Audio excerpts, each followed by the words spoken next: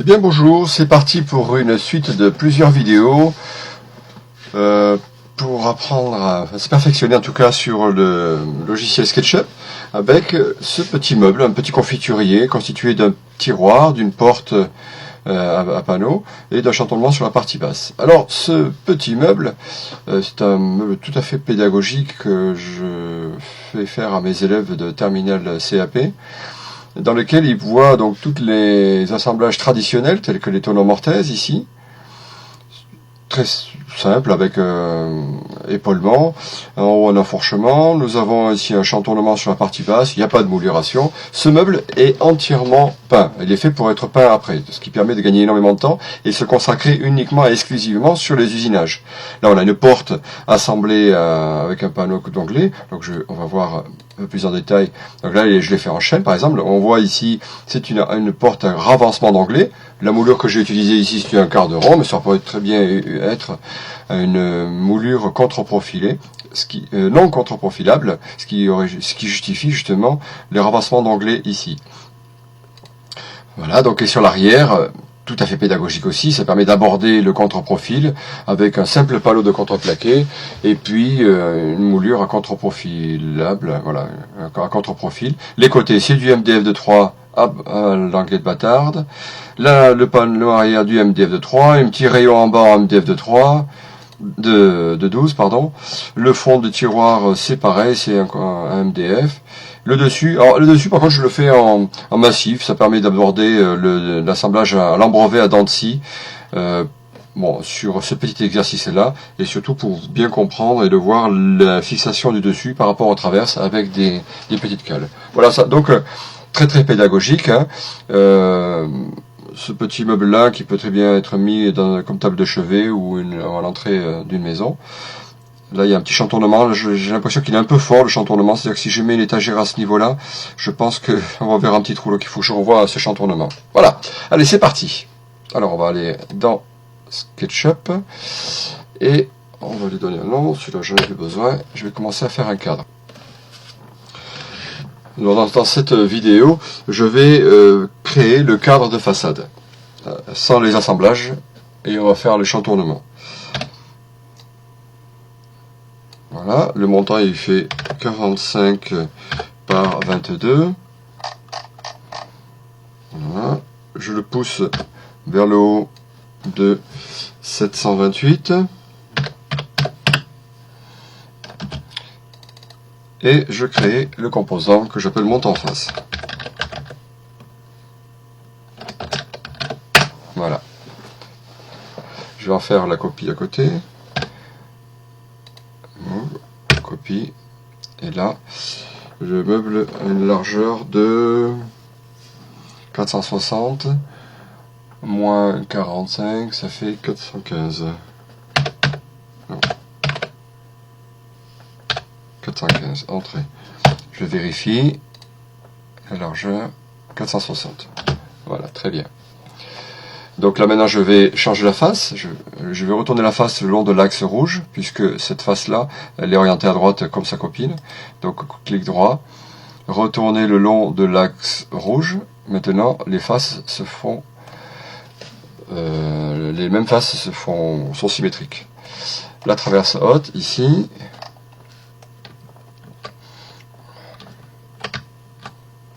Là un petit rectangle sur cette surface-là. La hauteur de 30, donc là il me propose 41, bon c'est au pif, par contre 22, ça me plaît, mais pas le 41, puisque je vais mettre 30, donc je mets 30, point virgule, et je mets rien d'autre, donc il va changer uniquement la première valeur.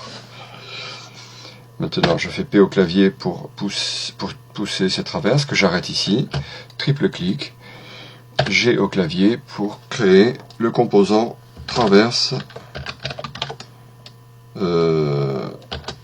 haute face. Voilà, la deuxième traverse va être dessous. Je vais mettre une traverse ici à 80 mm. 90. Ouais. 90. Et ce sera une traverse de 45, comme les montants. Voilà. R au clavier pour faire rectangle. Et je pousse jusqu'à cette arête. Triple clic, G au clavier, traverse, Enter, face, entrée. Voilà. Je supprime les guides. Maintenant, ma traverse basse, T au clavier, pour créer un guide. Je mets un 127 et ma traverse va faire 90. Voilà. R au clavier pour créer un rectangle. Et maintenant je pousse ce rectangle jusqu'ici pour créer ma traverse. Triple clic pour tout sélectionner les éléments. Et G pour créer le composant. Traverse basse face. Entrée. Voilà, je supprime les guides. Voilà. Maintenant, j'ai donc ma vue de face, mon cadre de façade. Ici, il va y avoir un lien entre les traverses et les montants. Ce sera l'utilisation de la fin de la vidéo certainement. Là maintenant, nous allons faire le chantournement. Alors pour créer le chantournement, eh bien, je vais la chantourner par-dessus. Alors, je me mets en caméra, projection parallèle, de manière à avoir une vue bien de face de ma traverse. Je déplace un tout petit peu ma position de vue pour mieux voir, et je vais créer ici mon chantournement. Alors le chantournement, il va s'arrêter au milieu, donc je vais rentrer, je vais faire une ligne ici. Donc là je suis dans aucun des composants, je suis sur les composants, et là je vais créer mon chantournement. Je vais voir un peu ce que ça donne. Voilà, je vais faire ce trait. Il est à peu près par là.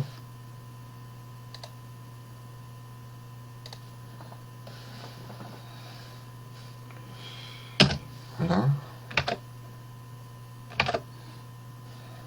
Je vais le déplacer parce qu'il me semble un peu haut là.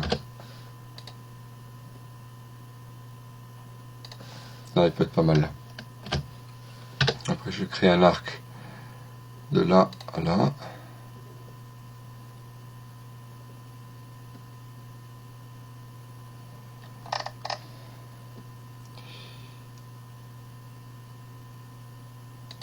Voilà. Et là, ici, par contre, il faut que je fasse une courbe de Bézier. Alors, j'ai téléchargé un plugin. Comment est-ce qu'il s'appelle ce plugin déjà? Je vais vous le donner, le nom. Alors, préférences, extension. Et le plugin s'appelle Bézier Tool. Bézier, donc pour faire des courbes de Bézier. Que je retrouve ici. Dessin. Courbe de Bézier, Bézier curve. Le point de départ. Le point d'arrivée. La courbe du premier arrondi et le deuxième. Voilà, c'est pas mal. Très bien. Donc là, je vais faire ici aussi une petite ligne là, qui va correspondre à ma... Là ici, je vais faire une coupe d'onglet pour éviter que la traverse, quand je vais la chantourner, eh bien dans cette zone-là, comme ça sans suffit, ça va éclater. Donc là, je vais faire un petit trait qui va se trouver à 8 mm environ. Alors je vais faire un décalé de ce trait-là. Voilà, de 8 mm. Ça n'a pas marché. CTRL Z. Je reprends. Je sélectionne la courbe. Je décale, je clique. Je rentre 8 au clavier. Entrée. Ça n'a toujours pas marché. Je sais pas pourquoi il galère comme ça. Je clique. Je m'écarte. 8. Entrée.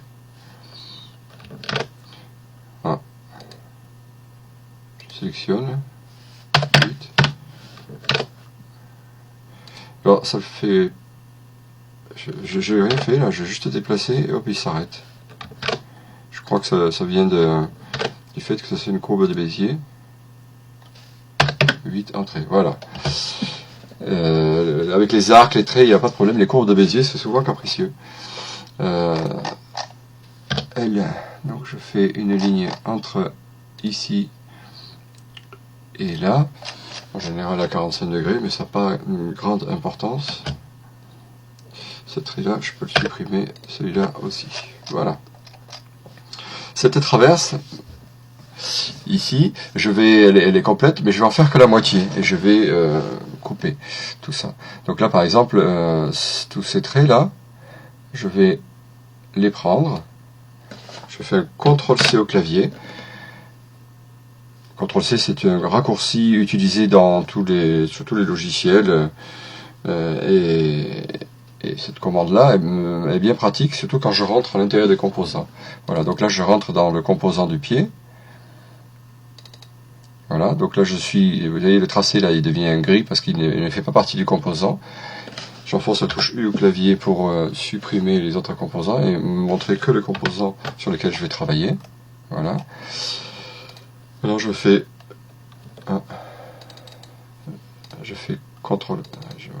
double-clic, CTRL-V. Vous voyez, donc là je le mets à l'extérieur.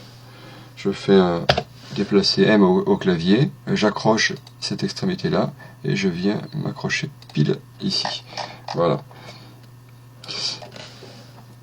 Donc tous ces traits là je n'en ai pas besoin, donc je peux les supprimer puisque ce que je veux c'est uniquement ce trait là. En fait, ici, ce triangle qui est là, quand on est à l'atelier, on le récupère ici. Quand on est sur ruban, on le trace ici également et on le récupère pour pouvoir le coller là. Et c'est après, quand on vient chantourner, donc là, j'ai besoin de prendre ce triangle également. Donc ça, je supprime. Je sélectionne ces deux éléments. CTRL-X. CTRL-Z. Je vais expliquer pourquoi je fais CTRL-X. Parce que si je fais ça et que je fais un move, d'ici, voilà, si je veux m'écarter, du coup je reste accroché là. Et moi ce que je veux c'est prendre uniquement ces traits là. Alors, comme je veux prendre uniquement ces traits là, ben, j'utilise des raccourcis utilisés par les autres logiciels, c'est CTRL-X, c'est-à-dire couper, CTRL-X, CTRL-V, coller, et donc là je l'ai ici, voilà. J'ai plus qu'à le retourner, faire une rotation à 180 degrés, ici, donc là, pour faire pivoter, le raccourci c'est Q.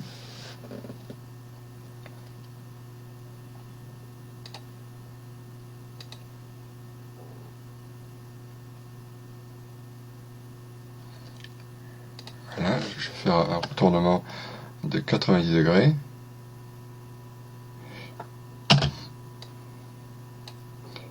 Donc qu'est-ce que je fais? En fait, je fais comme si j'étais à l'atelier, mais pas du tout.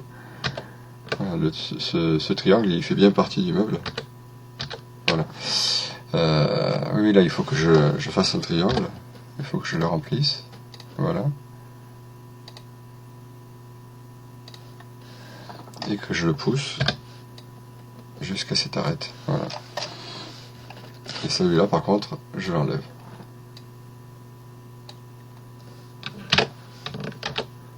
Jusqu'à cette arête. Ah, qu'est-ce qui se passe là? Une surface qui ne veut pas m'enlever. Voilà, c'est fait. Là, j'ai un trait là qui est apparu. Si je sélectionnais et je supprimais. Voilà, donc ce petit triangle là, c'est quelque chose qu'on récupère ici à la scie ruban au moment de dégager ici. Voilà, je reviens sur ma traverse, sur ma façade, et là je reprends donc cette courbe ici.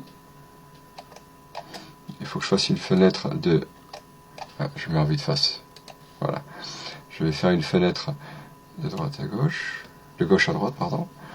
CTRL-C, je rentre à l'intérieur de la traverse. Voilà. Et maintenant, cette traverse-là, comme j'ai pas envie de la faire complètement, je vais faire une symétrie. Enfin, je peux faire la symétrie, puis après, ouais, ça peut être pédagogique, ça peut être intéressant. Alors ça, je vais le pousser ici, cette surface-là, je la pousse jusqu'à la moitié. Mais sauf que là, ça n'active pas la moitié. Il faut que je fasse un trait. CTRL-Z et je reviens. Je fais une ligne de la moitié, voilà. Hop. Comme ça, je vais m'arrêter bien sur ce trait. je pousse cette surface là, je pousse cette surface jusqu'à ce trait, voilà. Et maintenant je vais travailler que la moitié de cette traverse. CTRL V, voilà, j'ai ma courbe, je prends, donc j'ai vraiment la coupe d'onglet, donc ça, tout ça c'est parfait, je prends ça, Move M au clavier, je prends ici, je pousse et je tire de ce côté, voilà, ma traverse elle est faite. Et maintenant, je vais en faire la symétrie de cette traverse. M, copier. Tac, jusqu'ici. Cette traverse, ce morceau-là, je fais retourner le long de l'axe rouge. Retourner le long de l'axe rouge, voilà. Et je vais assembler ces deux éléments. Clic droit. Je vais les grouper. Comme je vais pas avoir plusieurs fois besoin de ces traverses-là ailleurs sur le meuble, donc je fais créer un groupe que j'appelle donc ici, info sur les entités, ici, je n'aime pas l'avoir ici, je préfère l'avoir juste en dessous, voilà, info sur les entités, que je vais appeler traverse basse, traverse, basse, face, voilà, donc ça c'est mon groupe de traverse basse. C'est moi, il y a ce trait là qui est embêtant, parce que là, on verra toujours ce trait là, le trait du joint. Alors il ne faut pas le supprimer, mais il faut le masquer. Sur une précédente vidéo, je vous ai appris qu'il fallait utiliser donc la gomme, et après on enfonce la touche contrôle du clavier, qui permet de pouvoir effacer le trait. Donc là je suis pas, là j'y suis. Donc E pour faire comme, et je supprime ce trait là, derrière aussi, et dessous.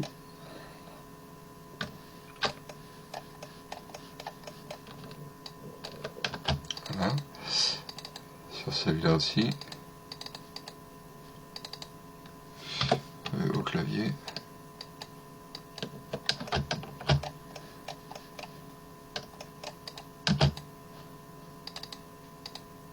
Bon. Ah oui, parce qu'il y a un trait déjà, non? Il y a plein de traits là.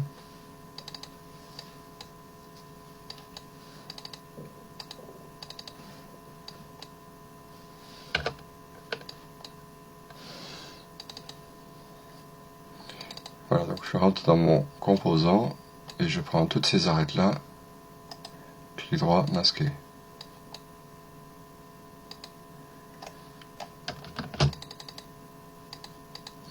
Voilà, il y avait un trait droit aussi, ce trait là que j'avais dessiné tout à l'heure pour me faire mon axe de symétrie.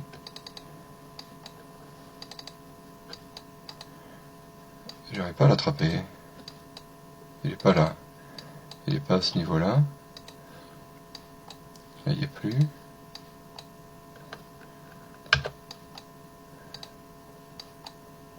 Bon.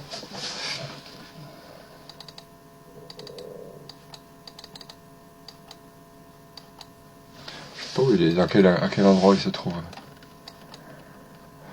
Bon. Pour simplifier un peu cette traverse-là, je vais l'exploser puis la recréer parce que je me rends compte qu'il y a des traits que j'arrive pas à effacer. C'est un peu galère. C'est bizarre ça, pourtant normalement je dois pouvoir... Bon, j'arrête la vidéo, je vais essayer de régler ce problème là.